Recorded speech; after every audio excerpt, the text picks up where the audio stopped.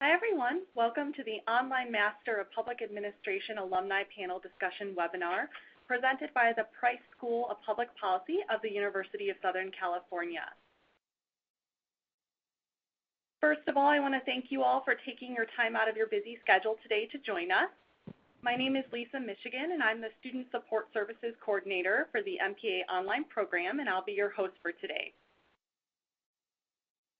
So first I want to go over what to expect in the presentation today.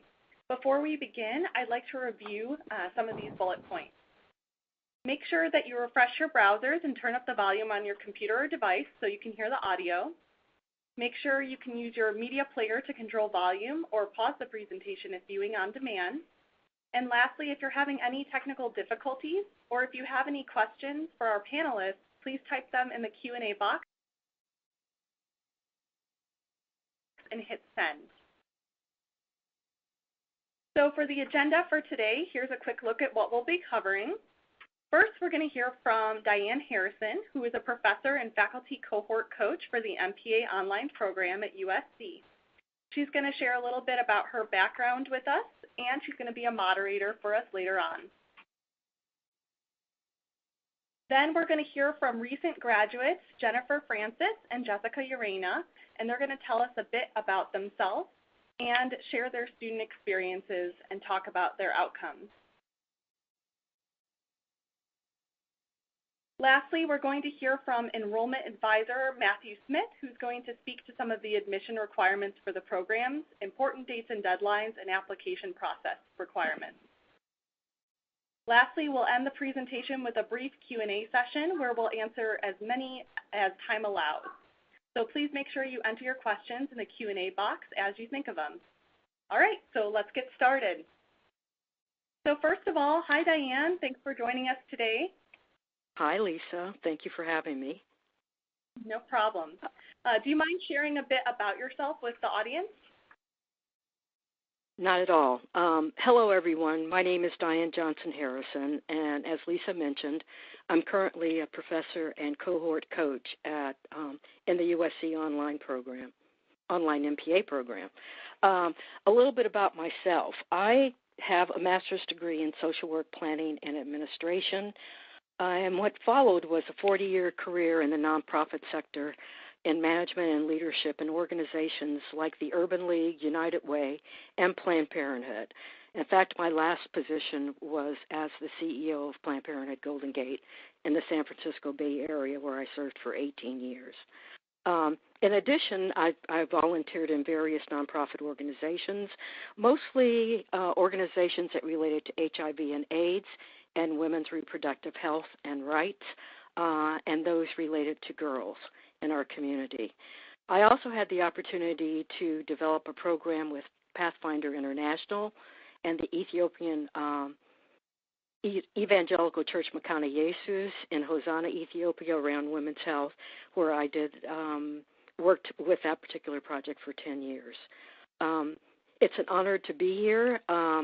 After my career, I decided that I needed another master's degree and enrolled in the online MPA program and actually received my degree with Jennifer and Jessica in 2014.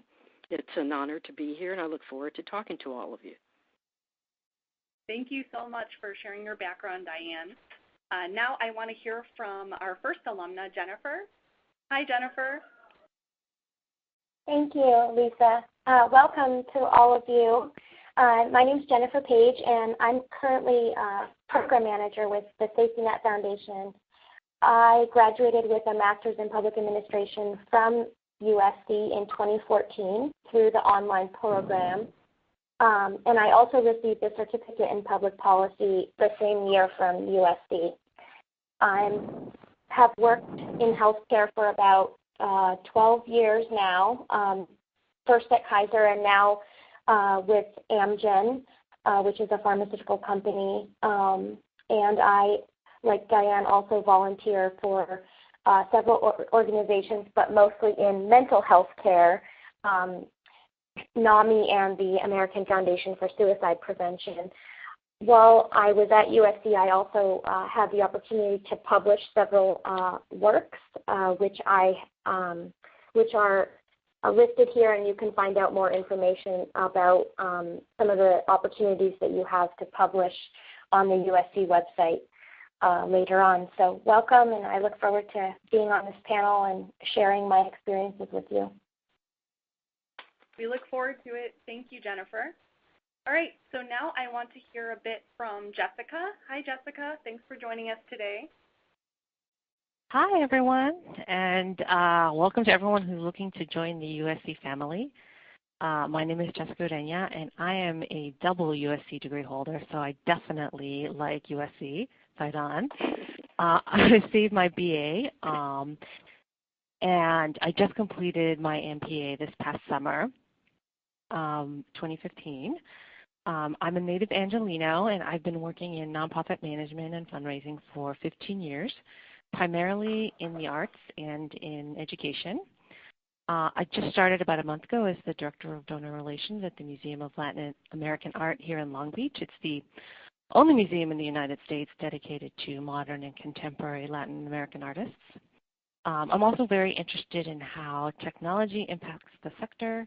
My capstone project was on the use of mobile technology, emerging practices for client engagement, and my capstone team and I actually got the opportunity to present our findings at a statewide conference of child care research and referral agencies here in California. Our findings were a little controversial. It was an interesting talk, but definitely an experience that we could not have had without being a part of this program. Great. Thank you for sharing, Jessica. Now I want to turn it over to our moderator, Diane Harrison. Thank you, Lisa. It's really an honor and a privilege to be here today to share some of our experiences. And so why don't we start with the online learning experience? And I'll ask both Jessica and Jennifer to answer the following questions. What was your opinion about online learning prior to you applying to the program, number one? And how has your opinion changed since you started or completed the program?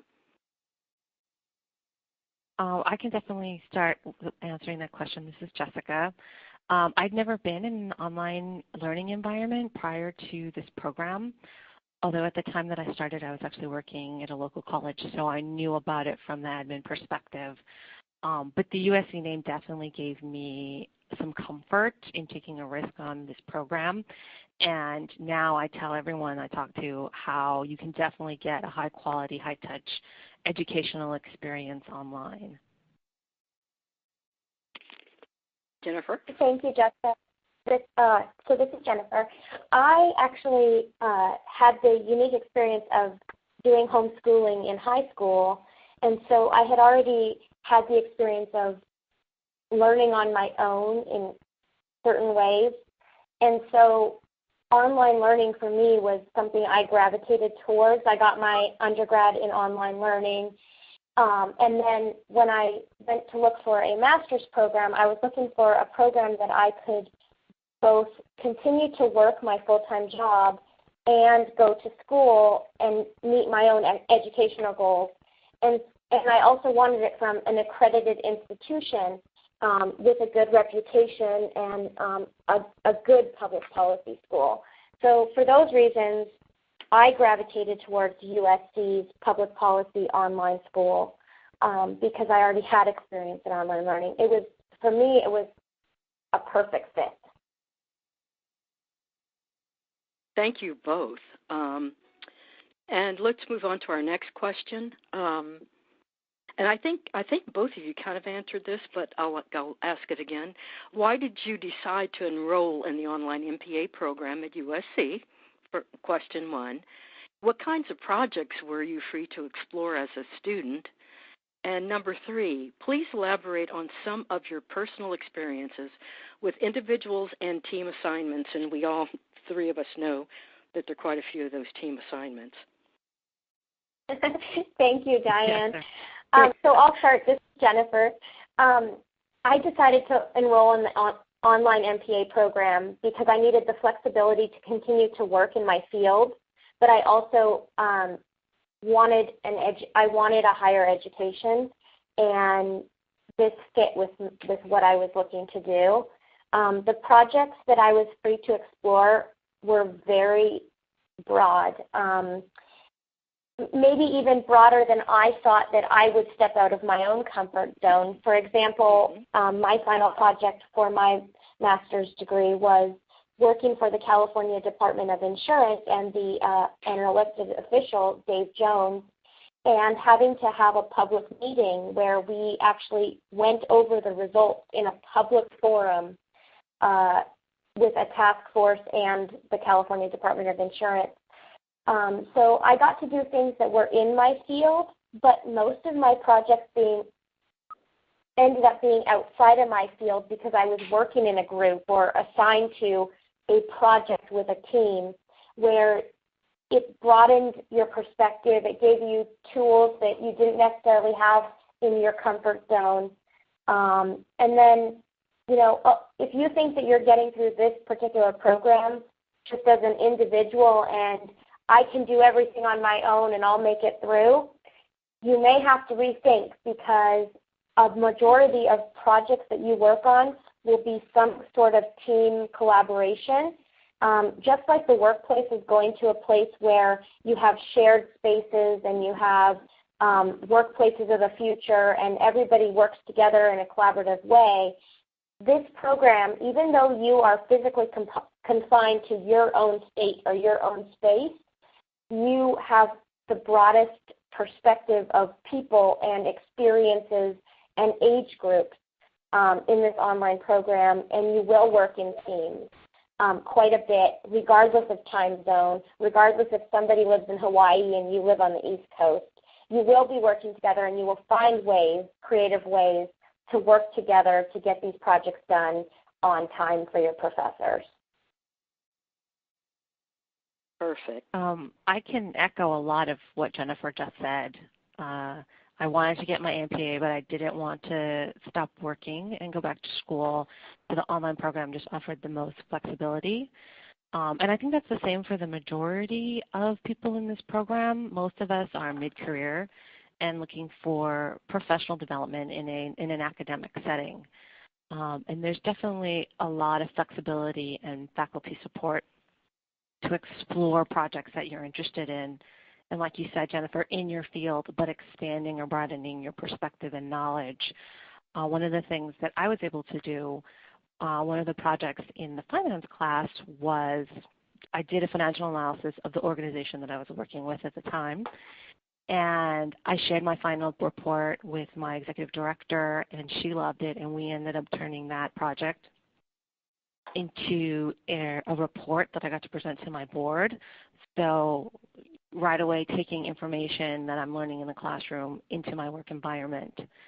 And there's definitely a lot of team assignments. You'll not be successful in this program if you can't learn to work together in a collaborative team environment. Thank you both. And for those of you that may not be mid-career, like I was when I started the program, believe me that you have a range of people that have decided to come into this program.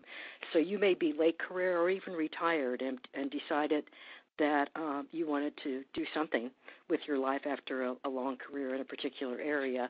This is a program that will help you decide what that might be and how you might go about it. Thank you both. Networking and classmates, I think that both of you started to respond to that too. And I think that one of the things that you'll learn is that the people that you do these special groups with end up being very special people in your life. So why don't both of you address these questions? Can you speak to the quality of your cohort peers? How were you able to engage with these peers or with your peers and classmates while in the program? And do you still keep in touch with them? If so, how often are you in contact with them? Jennifer? I think the quality of the cohort peers is, this is Jessica. It's extremely high because you're all there with a purpose. Whether you're mid-career or like you said, Diane, at the end of a career looking to see what the next step is. Everyone is invested in getting the most out of the experience. And there's tools built around the program to facilitate the engagement, but a lot of it happens naturally. And, you're really only as good as the people around you. So there's definitely a vested interest in helping each other be successful and helping each other learn how to be the best public sector leaders that you can be. Post-graduation, I think social media has helped all of us still keep in touch. I know there's a cluster of students and alumni in San Diego that meet up pretty regularly. But the personal friendships and the professional exchanges definitely go on after graduation. Thank you, Jessica. Yeah, and I would Jennifer? just echo that, Jessica. I mean, the fact that Diane, you and I, we talk at least once or twice a month. Jessica actually came and participated on an alumni panel for students who have been accepted to the program, which the alumni do twice a year. In addition to other activities that as alumni we try to do for current students and to keep together as a group of students. Diane and I are, as alum are planning alumni events for students in the online classes to participate in. But let me just step back for a minute and go back to the quality of your cohort peers. In your groups and in your classes, you will have this range that Diane talked about of people who have just finished their bachelor's and they're going on immediately and their career is school.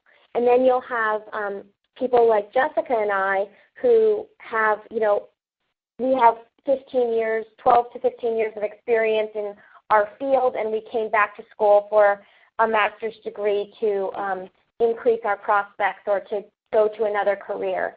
And then you'll have people like Diane who have all of this amazing experience working in nonprofits and government organizations for a really long time and are now open to another career potentially or to other options. And so intertwining all of those three sets of the population bring together this really amazing group of people who allow you to learn from each other, to get newer perspectives and to get wisdom. And I wouldn't have changed that experience with having so many different points of view in my classes because it really added to the dialogue. And then that also adds to how you engage because everybody has different ways of engaging, and some of us are more prone to social media. Some of us really like the discussion posts in the classroom where you're sharing your experiences with each other. And then some like more we used to have like virtual webinars where we would all bring our own beer and we would get on video chat and talk while we were doing a project. Or we might not even be on the same project, but we would all collaborate by having a bring your own beer video chat just to say hi and check in with each other. And so in addition to checking in and becoming close in the program, you also become close after the program. So you don't lose friends. You make some of the best friends and people that I'll be friends with for the rest of my life. Thank you both. And like Jessica mentioned, there's a San Diego group that gets together. We're finding that there are groups of people all over the country, or cohort members all over the country that are getting together. San Francisco has a large group. Now there's a Sacramento group. So you won't lose touch with folks. In fact, you'll probably meet more people as you move through this program and graduate. So thank you both. Price, faculty, courses, and assignments. Let's talk a little bit about the faculty and some of your experiences with your courses and assignments. What was your experience with the faculty, number one? And did you find the faculty to be engaging, number two? And number three, what experience stands out the most for you both? So, Diane, this is Jennifer. I'll start this one off. Okay. First of all, the faculty become some of your key networking opportunities. Not only just the faculty, but the people they introduce you to, and the opportunities that you get from meeting those additional people. So USC hosts a lot of conferences. They also have faculty who belong to APAM and other organizations. And those networking opportunities allow you to move forward in your career by having those relationships with your professors, in addition to just some of the warmest professors and people that I've ever met. They're responsive and open, and if you give it your all, they give all back to you also. And I found that every single one of my professors, it was engaging. They cared about what that I was trying to learn and tried to help me in every way to become a better student and a better academic, and not only that, but better in my career. And as far as an experience that stands out most to me, that would probably be my professor in my capstone project who realized that I could not speak publicly in front of a crowd. And so my final project in capstone was to present the results to 100 people in a foreign country at the Dublin City Council in Ireland. And I got up to speak with 2 pages of notes. And for some people, speaking is easy. For me, it was my face turns green kind of experience. And I got up, I started talking from my notes, and I realized that these notes were just not going to cut it because the audience was not engaging. And I had one of the biggest breakthroughs in my career and was able to literally physically scrunch up that piece of paper of notes, look at the audience, and start talking. And if I hadn't had 2 years at USC, and if I hadn't done this program with the professors that I had who pushed me, I wouldn't be talking to you today and be able to have a conversation with 100 people at a public meeting or present to my board of directors because USC and the professors that cared about me made that happen. Thank you, Jennifer. Jessica? I would just agree and echo everything that Jennifer just said. The faculty are open, they're engaging, and they really know how to teach and engage in the online environment. They will push you. They will push you in constructive and positive ways to improve what you're doing. And that's really the point of being in a program like this, is to come out of it a better worker, a better writer, a better speaker. And they will answer your phone call at any time. So when you're just like really, the sooner that you reach out to them and say, I don't understand, or can you help me, they will do it via email, via Twitter, text messaging. They're there for you. Thank you both. And one of the things that I think people don't understand about this program is that it's important to all of us that you've enrolled, you've made a commitment to your education, and that you graduate based on what your plans are. So you have support through a cohort coach that will also make sure that you have everything you need to be successful in the program, which is unlike many other online programs. So USC is committed to you in a lot of different ways. Faculty are there. Your coach will always be there. And that's something that, I suggest you take advantage of, because they can really help you with those questions that you may have about the program as you move through. Next, graduate outcomes. You'll hear, and I love this picture because I think this is our picture, Jennifer, right? It is. Okay. Graduate outcomes. These 2 questions. What goals or objectives did you set out to accomplish by enrolling in the program? Number 1. And number 2, how did your experience in the USC MPA Online program help you to achieve these goals or your goals? I can start, this is Jessica, with that question. For me, my goal in getting MPA was to sort of professionalize myself in the nonprofit sector. I had started my career as an assistant, working my way up, and so kind of learning on the job, and I just wanted to know more to be able to, have a better impact in the work that I do. And I think that absolutely my work has changed because of being a part of this program. A lot of students come into this wanting to pivot, change their careers in a new direction, but I really was just focused on becoming even more committed to the nonprofit sector.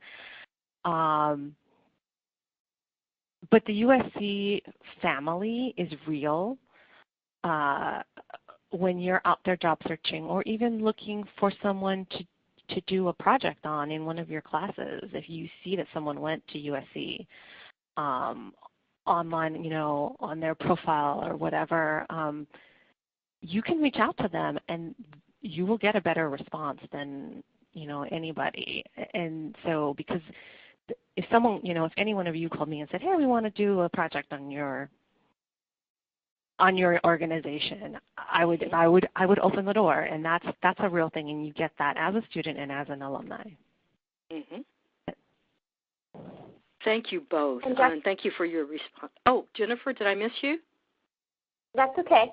So, Jessica, I'll just add to that, that, the goals that you accomplished by enrolling in this program, part of it, for me anyways, was my goal to ultimately get my PhD.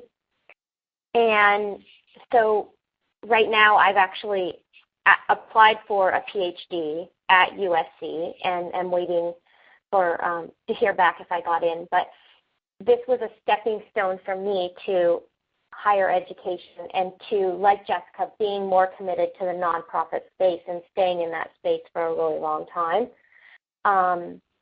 And USC is helping me to achieve that goal, and this program particularly, because you meet professors in this program and you meet people who, as Jessica also said before, make you better writers and better researchers, and then that allows you to, potentially achieve greater goals in education if that's what you're looking for, or to, translate those skills in your workplace. I mean, I worked for a nonprofit, and I had never written a memo for my board of directors until I did this program. Now I write them all the time. So if your graduate outcomes are to become better at what you're doing in your workplace or to obtain a higher education higher than a master's, both of those things are possible at USC. Great, and I apologize for skipping over you. That's okay. So thank you both, and I hope we were able to give you some information about the program that will push you in the direction of joining the USC family, Trojan family. So with that, I will turn it over to Matt Smith, who is the enrollment advisor, who can talk to you more about admissions requirements and important dates that you need to keep in mind. Thank you all. Thank you, Diane, and thank you, Jessica and Jennifer, for sharing. We do appreciate your time and wonderful thoughts. So to go over some of the admissions requirements briefly, you do need a BA, a bachelor's in arts or a bachelor in science from an accredited institution. A regionally accredited school is required, so nationally accredited schools will not suffice with the Graduate Admissions Office. Undergraduate GPA is preferred to be above 3.0. If you are below a 3.0 undergraduate GPA, please reach out to us here. You can schedule a link, or you can schedule an appointment using the link on the bottom of your screen in the resources tabs, and we can go over qualifications and what you could do to strengthen your application there. GMAT or GRE test scores are not always required. We do have a waiver policy in place. You can speak to us about the requirements for that as well. And then three letters of recommendation, a personal statement of purpose, of course a resume or curriculum vitae, transcripts from all colleges and universities, and then sometimes you will need to do the Price School supplemental form, but that's not always required. So again, reach out to us to schedule an appointment so we can go over the degree, expand on the thoughts of Diane, Jennifer, and Jessica, as well as provide you more background on the admissions process. We are currently accepting applications for our summer term, which begins May 4th. The deadline for that is April 1. The application process itself, if we're proactive, should only take about 3 weeks. So if summer is in your plans, please reach out, and we can certainly do everything in our power to get you prepared for that.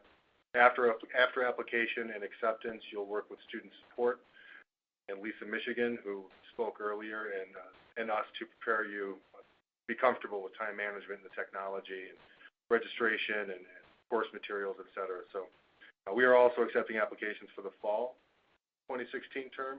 The deadline for that is June 29th. So again, it's about 3 weeks to go.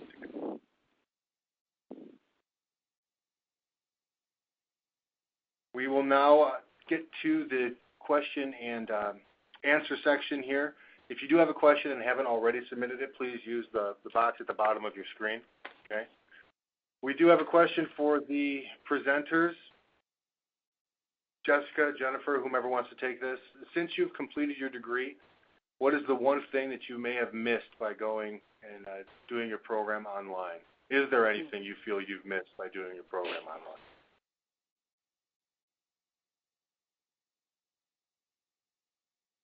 No.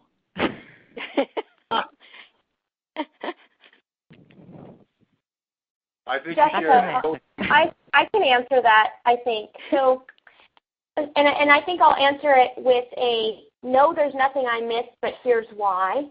And the here's why is that as an online student, I was not thinking about my education as, okay, I can only go to school online.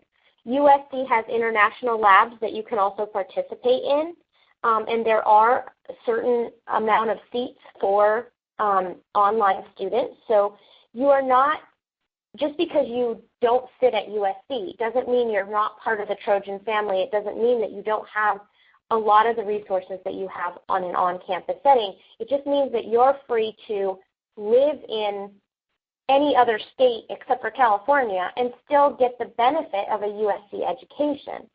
And so I actually took classes in Sacramento. I took classes online. I took classes on campus in Los Angeles, and I did an international lab.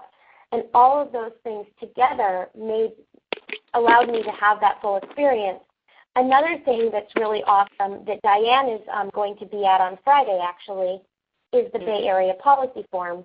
Every single year, the Bay Area Policy Forum is put on by one of the professors at USC or several professors at USC for current students, where you can go and listen to people in a panel who are from all kinds of different government organizations, and they come and speak to USC students, and you can mingle with USC students for quite a period of time. In addition, afterwards, there's a cocktail party where there's other professors who you may want to meet from USC, and there's this real networking opportunity for you to come to San Francisco and to have that experience. And that's not the only one. There are a whole bunch of these experiences all over the country that are available to you. So it's what you make of it more than what you have in online learning. You have to go and be part of activities and make yourself open and available to new passages. Thank you very much. That was a fantastic answer. We appreciate both of those. Both of you had mentioned directly throughout the presentation that you were working professionals while you were in school, and you used your time as a student and after graduation to network and to make connections and to listen and share with your peers and your colleagues, and increasing the value and the return your investment in the program. How much time did you have to put in while you were a student on your studies?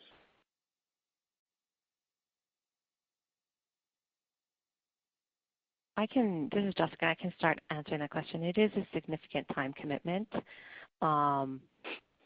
which is not to say that it takes over, but you definitely need good time management skills to be successful in the program. And this is Jennifer. I echo the significant time commitment. There are rewards if you put in the time. those rewards include some of the things that I was lucky enough to be able to accomplish in the program. I won 2 academic student exhibition awards for research projects that I did. When that happens, you actually get to go to campus and present your work to USC students and faculty. And there's awards that are given out at a ceremony. If you work really hard and you ace all of your classes, you also are eligible for a Dean's Certificate of Merit. In your capstone classes, there's the possibility that you could win the John and Dora Haynes Award, which I believe comes with a monetary value at the end of it. So there are monetary incentives, but there's also the respect that you gain from your fellow students, whether they be younger or older than you, when you achieve and perform highly in your academic setting.